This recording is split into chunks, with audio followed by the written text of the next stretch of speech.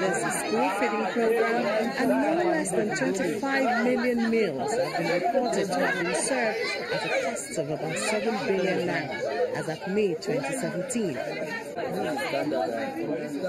And then there's the Government Enterprises Entrepreneurship Program, which has got over 7 billion naira. What I thought the government should do is to copy what they do abroad, providing for social welfare for people. And I feel bad that many members of the government have been to many countries, Western countries in particular, where if you are not working, you have a social welfare. You can go to the social welfare office and collect money and be fed. But the population is horrendous, and the government should do something about knowing the population. There should be statistics about our young people who are unemployed day by day, month by month, so as to assist them. But SMEs, for instance, are poised, they're in a good position to seek opportunity, to help us bring whatever is happening in research in the gown, bring it to town to commercialize. Simple ingredients like ginger, Zingiber officinale. It has anti-inflammatory properties. We are so blessed with natural resources that can even be the cure to some of the global diseases out there. But we need that enabling environment. We need access to funds. It's a sore point. And then access to markets. You and I should be wearing more of what we make here in Nigeria. We should be serving dankwa and the chin-chins and all that at some of our banquets, so that we can encourage those who are there making these items that we wear, items that we eat, items that we drink, so that we can grow our economy. We're a great market. We are a great market ourselves.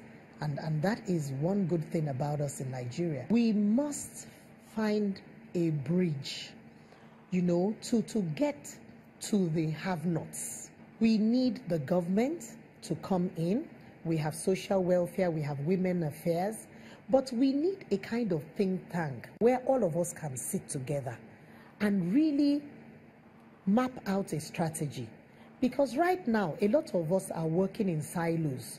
Some people are doing financial literacy here, empowerment programs here. We want the average citizen to have a clear path to getting assistance. This citizen can get up and go to maybe the local government headquarters, become registered, be told what requirements he or she has to bring to access finance. For instance, in a place like Lagos State, there is a registration scheme for all their residents, and there is a trust fund. So if we could have more states like Lagos coming up with an employment trust fund, we could have people accessing finance, getting capacity building, because those who access that fund are trained, and then they're actually assisted to start off their businesses or expand existing businesses. We also need to run a more inclusive government. I happen to know that there are a lot of people living with disabilities. Over 25 million Nigerians are living with disability. What are we doing to get them engaged on a daily basis to make a living? Are we providing some of the seed materials, the inputs, machinery like grinders, like sewing machines, like small, generators, because we still do have those infrastructural challenges. So we need our vocational centers to be up and doing, and there must be a handshake between the vocational centers and people like us who help with the entrepreneurship skills. Just learning a vocation without knowing how to turn it into a business is really, really wrong. So we must encourage them by having a structure, by having the right policy, and being able to come closer to the people who really need us. While agriculture is gaining popularity, more still needs to be done to encourage more Nigerians to pitch their business tents in the sector. The physical environment is good enough for agriculture. People have to survive first. They have to eat first. don't forget, all you need to do is put the seed of a mango tree, put the seed of an orange somewhere, throw it behind your door, behind your house, and it will grow. So God has blessed this country sufficiently enough for us to be able to farm enough to feed ourselves. But the government is also wrong in the sense that the countryside isn't developed.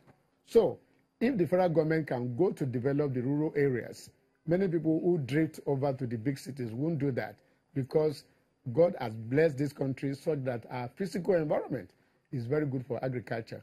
And once you can feed yourself, you are a normal human being. The benefit of agriculture is also appreciated by the federal government, and extra attention has been given to developing the potentials in the sector. The farmer in Nigeria today is the greatest hero because they've done a lot for us, which is why in the Bureau of Statistics, agriculture is now leading the way in taking Nigeria out of recession. If there's a problem, you are going to suffer more than myself. That's the plain truth. So when unscrupulous individuals invade agriculture by selling fake seeds, they are creating problems for your children, mine and my grandchildren. Because if this country can't feed, there is no way we'll sit in a place like this in 15 years' time holding a seminar. Troublemakers can overwhelm government house.